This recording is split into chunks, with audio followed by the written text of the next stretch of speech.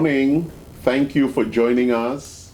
I have chosen to do a taping of our normal Saturday workshop today because I'm going to be out of town at my daughter's wedding, my junior's daughter's wedding. So I invited a very good friend and business partner for this workshop today, and we're going to be talking about curcumin at its core and the products around it and the biological actions around that. So welcome, Trevor. Thank you, Charles. Good to be Trevor here. is a good friend and good business partner. He's the business partner representation from Orthomolecular Products, one of our strongest partners. We partner with Orthomolecular for a lot of the full spectrum of products, and we'll be doing some private labeling with them. So again, my name is Charles Sine. I'm the CEO of Anti-Fragility Health. And Trevor, why don't you introduce yourself, Trevor? Yeah. I'm Trevor Love. I work for Orthomolecular, and my background is in kinesiology, exercise science, and nutrition. So my history was working with athletes and then noticing the commonalities between athletes and patients. So now we drive cellular health with patients. Thank you, Trevor. So, Trevor, you are very, what would I call, enthusiastic or passionate about turmeric and curcumin. Yes. So give us some sense, where does Orthomolecular sit with the overall bioavailability of that phytonutrient, turmeric and curcumin as components of it? Give us some high-level background on that. Well, one thing to know about curcumin and turmeric is that it's the #1 most purchased botanical in the retail space. And so when you look at who's buying things from the grocery store, who's buying what spices, what anti-inflammatories, this is #1. And the story behind Orthomolecular is that we didn't change for maybe 10 years. We used the same exact form, which was 95% curcuminoids. That's it. Yeah. And in the last decade, there's been all of these innovations on these different types of products, all centralized around this root called turmeric, and this one part of the root called curcumin. Yes, and that part of the root, how much of that is actually curcumin in the root of turmeric? Yeah. How much of it is curcumin? 3%. So Wow. if you held the turmeric root in your hand, which honestly, if you do buy it at the store, it'll be about the size of your hand. Yeah. You're talking about maybe smaller than a dime is the curcumin. Yes. But there are other components of the root that are also important, right? Even in terms of how we ingest, digest, and making it bioavailable. Can you talk a bit about that? Yeah, it's funny, in medicine, we tend to overthink things. It's a root, it's a food. And it's been produced in India for hundreds of years. And it's been used medicinally for hundreds of years. And when you look at actually the composition, you basically have 50% carbohydrate and polysaccharides. Then you have about 20% water. Yeah. And then every other part of the root is about less than 10% and gets smaller and smaller and smaller, which would be the proteins, the fibers, the oils. Yes.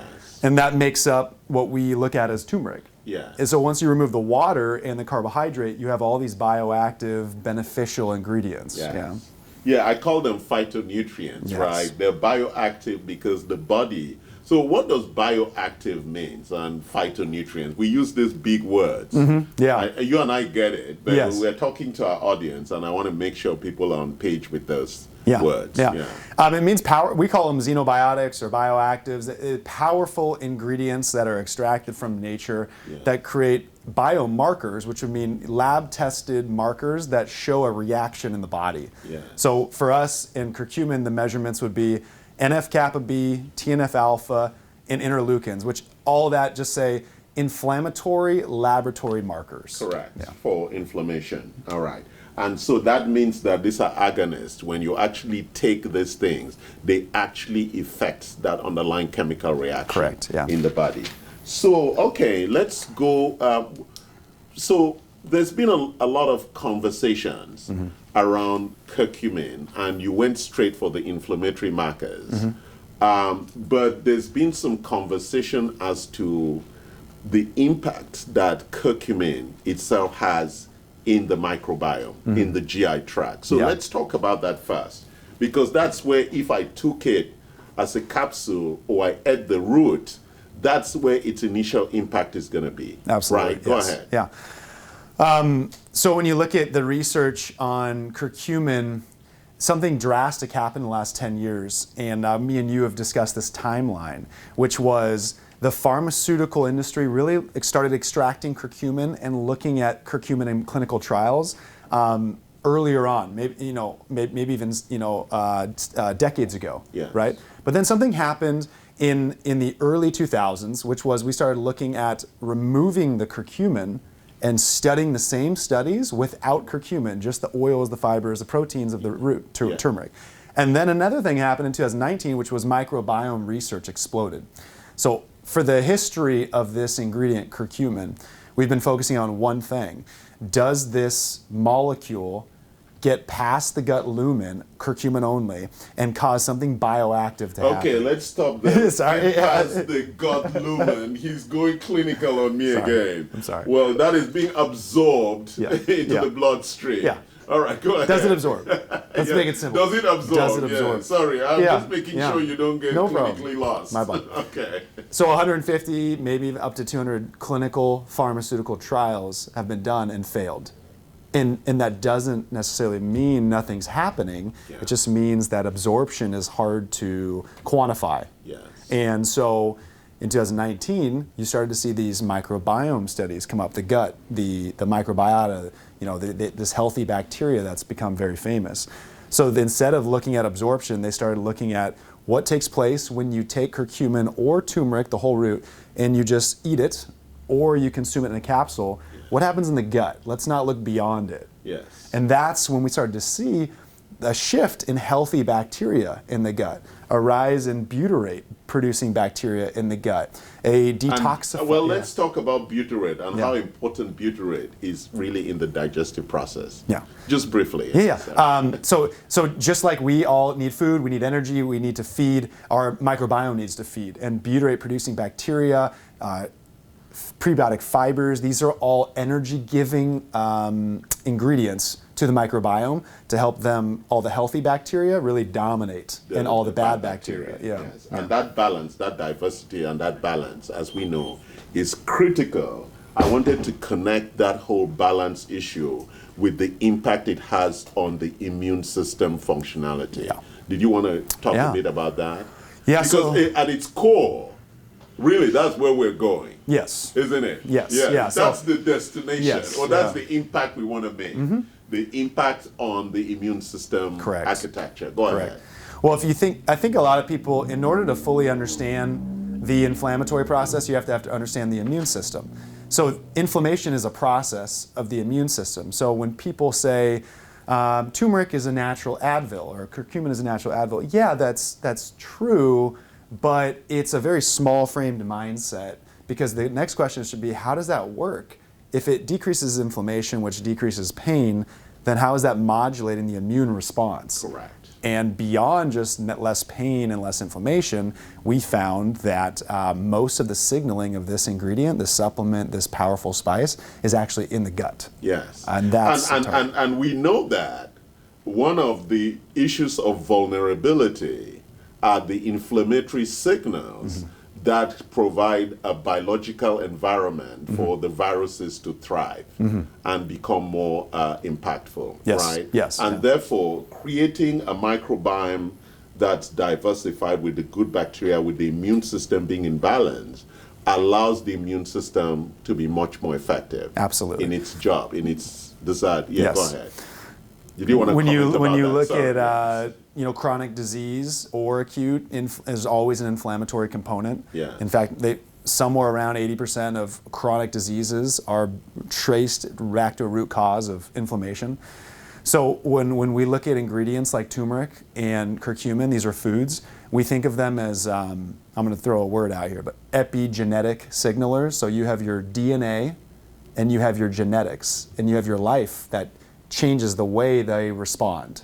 And if you want to send signals every day to, hey, calm down the inflammation, you can do that in many ways. You can do it through exercise, great sleep, great food, less stress, less toxins. But one easy way to do it through supplementation is slow dosing curcumin over the long term, or turmeric root. And that becomes epigenetic, and Yes. your body just begins to understand that it could calm down the inflammatory signals. So it's very interesting when we explore that whole area. So what would you recommend that people eat the fruit? I mean, the root, sorry, the root. Both. I eat fruit and root, yeah. Yeah, so, or eat, or take the capsules. Is that the most bioavailable means of consuming curcumin? I'd say both, but if you're looking, so we have this continuum of looking at health, right? And so you have lifestyle maintenance, and then you have augmented intervention, then you have emergency. Yes. For very, very healthy people, high doses of much really aren't always necessary. But for those that have any type of dysfunction or want to prevent or use things prophylactically, it's just easier for me to not cook every night with multiple scoops of turmeric, just to take a capsule. Yeah. But there's a lot of biochemistry that takes place in technology that helps these capsules be more therapeutic than eating just, if you buy a whole thing of turmeric at the store and use it, remember only 3% is curcumin. Yeah, so in terms of the efficacy of how much you're consuming, because there's this whole thing about optimal nutrients or optimal nutrition, and for everyone it's different, right? So you want to find where yours is and therefore stay there because of, one, it lowers inflammation, but two, the long-term epigenetic impact that it has. Because inflammatory signals, when they're persistent or chronic, have epigenetic effects. Absolutely. Right. Exactly. So, okay. So, did you have a question? Question. Loud. So one pill of Turiva, and if you eat, how much you have to put in this? So one capsule of Turiva is 500 milligrams. Yes. Within the 500 milligrams is 45 to 55% curcuminoids, plus oils, plus proteins, plus fibers, and then non-standardized components. There's 236 different ingredients in turmeric root. Correct. So what you're doing is... I'm holding the product. Yeah. This will save your life. Go ahead, Trevor. So I guess my point is they remove the water. Yeah. So you've cleared space from the actual spice. Yeah. Then you remove the unnecessary carbohydrates. Yeah. And then you repackage it and structure it so that it's water soluble. That's the biggest thing, is that your body does not like to let curcumin get through your gut and absorb. So we have repackaged it biochemically so that it is water soluble. And you are now beginning to touch the big point. Yes, yeah. How it then gets into the bloodstream. So there is this issue of solubility, and that's one of the problems that you have solved in creating a molecule that can go past the gut into the serum. So let's now talk about what impact curcumin has when it crosses that barrier into the serum. So the challenge with curcumin and other bioactives in turmeric getting past the gut lumen is that they get immediately changed in form. So there's about 7 or 8 different metabolites that curcumin becomes after the gut has its way with it. Yeah. And so what the cancer research is trying to find out is which of those metabolites and those forms is still, they call it pharmacokinetically active. It's still doing things. We just have to figure out how to... Yes, yeah. Because also I was looking at some research recently, because if you look at the incidence of colorectal cancer among Indians who consume this, it's significantly lower in the Asian area than the other Asian communities like the Japanese or the Koreans. Yeah. Right? So there is a lot of, and again, you said this is the top-selling phytonutrient worldwide. Indians tend to take the raw powder with peppercorns, and that is what they say is helps with the absorption. But I don't know whether that's been studied, but I know that's how most Indians would take raw curcumin and with some peppercorns and chew and swallow. So let's talk about once it crosses the gut, what is its impact? And you said they were looking at some of the metabolites. So do we know any more about that, or why wouldn't you take curcumin liposomally or through an IV or things like that? Is that something being looked at? So there's many stages that you have to understand. More absorption isn't always better. And so it's important to understand which ingredients need more absorption and which ingredients need to be delivered differently. But we always say, in order, it starts with absorption of any ingredient, then accumulation of that ingredient, And then you have incorporation into the cell where you're trying to get it to. For example, if I have arthritis or pain and I'm trying to take curcumin, the challenge is how much of that is going to really get there and impacts the inflammation that is already showing up there. Yeah. So the capsule goes in your mouth, Yeah. goes into the gut. The gut then absorbs it, so step one, absorbed. Okay, how much was absorbed? Okay, that's accumulated. So that's the way we say, hey, take 2 capsules of this. Yeah, but perhaps that absorption is also driven by how happy your microbiome is. Yes. Your microbiome would say, we got enough of you. Yes. Yeah. You go into the absorption pathway. Yes, yeah. Right. Yeah. And then incorporation into the, let's say we're targeting the knee for osteoarthritis, into those cells. And then lastly, some sort of bioactivity. It does something. Yeah. That's where the serum bioactives, now we're talking about down regulation of inflammatory signaling, so potentially less pain. Okay, no, you're getting deep now clinically. Down regulation. Sorry, my people are like, what is down regulation? Come on, Trevor. Come up to the place where we live. Got it. Yes. So what is down regulation? So you have all these different markers in your, if we could measure someone who's inflamed, and they could be, I don't have to list them all, cytokines, but they will go lower. Therefore, the less inflammatory markers, you should lead to reporting less pain. Yes. So the signals, the cells are being downregulated or turned off with regard to the release of this inflammatory markers, right? Which are indications to the immune system that there's a problem, right? Those are intercellular signals. All right. So, but earlier you were talking to me about quercetin. That's another interesting product, right? And you brought this. Anyway, for people who don't want to buy our bottle, we have a 12 capsule. What do you call these things? This packaging? Blister. Blisters. Such a beautiful American word. Blister packs. Yeah, blister packs. In England, we just call them a packet. Yeah. It's like a cigarette Sachet. packet. Here it's a blister. A beautiful word. So in the blister package, we have 12 capsules. And in the bottle, we have 60 capsules. So for people who just want to try, this is like a trial package, right? A Viracid, yeah. Yeah, so that's Veracid, which also has turmeric, right? It has all the other immune modulators like zinc and elderberry. Yes. So can similar you talk more about that? Yeah. So Viracid is a acute product used for your immune health. So one of the most popular products at Orthomolecular for attacking a cold, a flu, or any type of immune attack. It's 3 things: attack, restore, and defend. So there's about 9 or 10 ingredients. They're separated and specifically chosen to attack a virus. So what I mean by that is like elderberry. A lot of people have heard of elderberry, andrographis, astragalus. These are botanicals, plants that have been Chinese extracted. in traditional Chinese medicine, Yes. they've been mixing this stuff for thousands of years. It's not rocket science. Yeah, it's not. And there are hundreds and hundreds of studies around that stuff. Yes. Go ahead. And these are immunomodulators. Yes. Right. They actually optimize our immune infrastructure. Go ahead. And you also may have heard of echinacea. So these have shown to activate your adaptive immune cells. Adaptive means they have learned how to attack a foreign invader.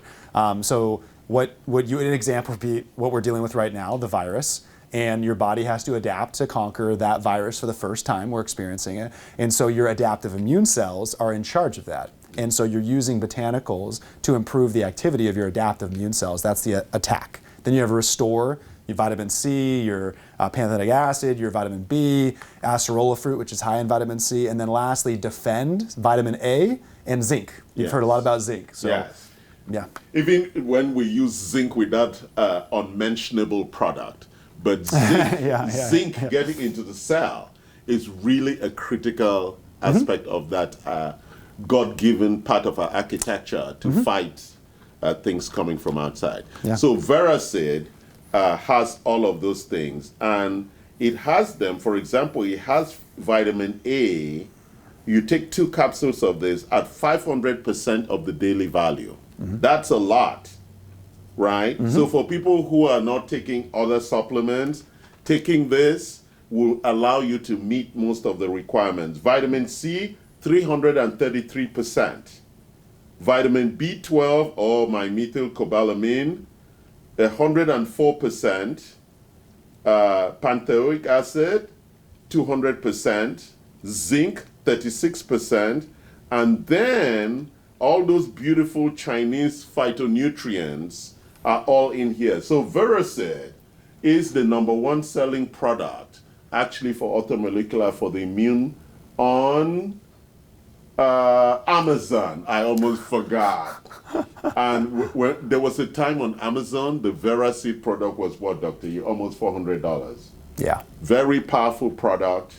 It's really the critical product to support your immune system during this period. And then we have the other one that has quercetin and bromelain. So talk about DHIST.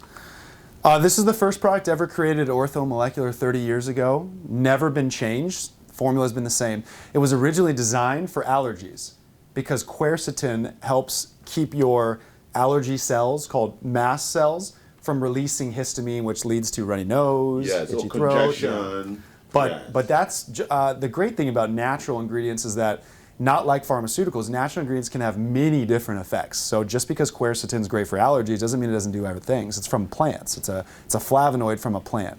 So one of the most fascinating and different reasons quercetin is being used right now is for the virus. And the way it's used to support immunity is that quercetin has been shown to limit replication of RNA viruses by driving zinc into cells. Correct. And whether that's a flu virus or a cold or any viral situation, it's called an ionophore. Ionophores take things that are outside cells and put them in through the port into the cell. And let's stop there. You've used a couple of big words, right? Like mRNA. We know that the virus is an mRNA, and therefore its replication, and it needs a host cell to divide.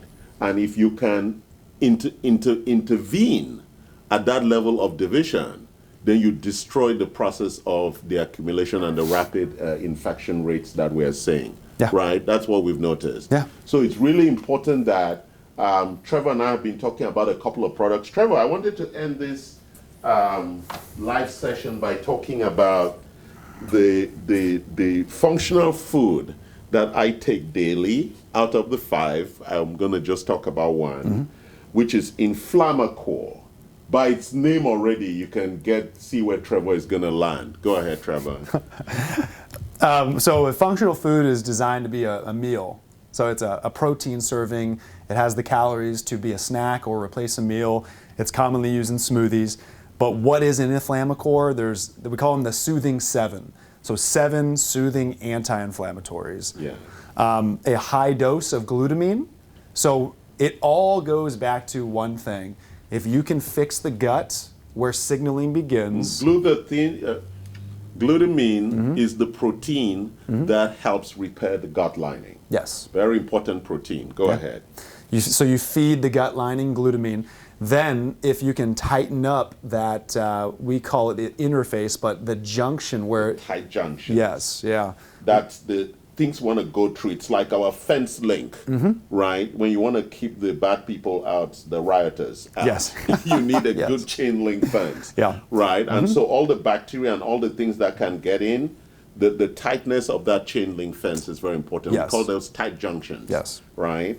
So it'd be like a security guard, and you said, hey, look, I only want nutrients to be let in. Yeah. Do not allow any viruses, any bad bacteria, any toxins, anything else. I just want nutrients. Well, that's what you have to do to your gut. You have to teach it with nutrients to not allow anything else pass. Because if something else gets passed into the bloodstream, like a virus, that's not a good thing. Yeah. Yeah. I was just reading through the proprietary blend of this, right?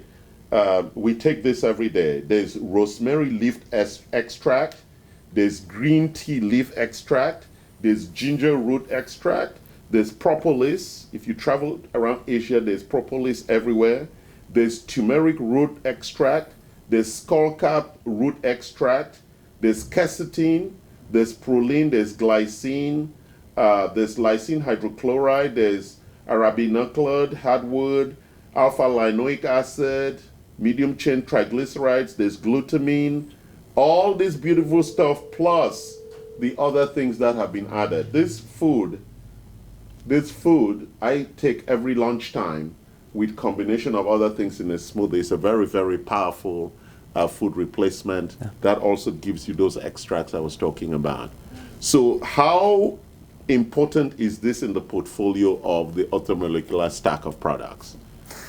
No, the concept of every practitioner that's looking at the root cause of disease says the same thing. Fix the gut first. Correct. So how you go about that, Inflammacor is a way to go about that. Yes. So very important, guys. Very important you do this stuff. And Trevor, how beautiful was this? I'm hoping we can do this every week. Happy to help, yeah. Wonderful. Thanks, you. my friend. And thank you for watching. And thank for the very quiet and beautiful audience we have. Trevor, thanks again. Thank you, and Charles. We'll do this soon, okay? Sounds good. Thanks, man.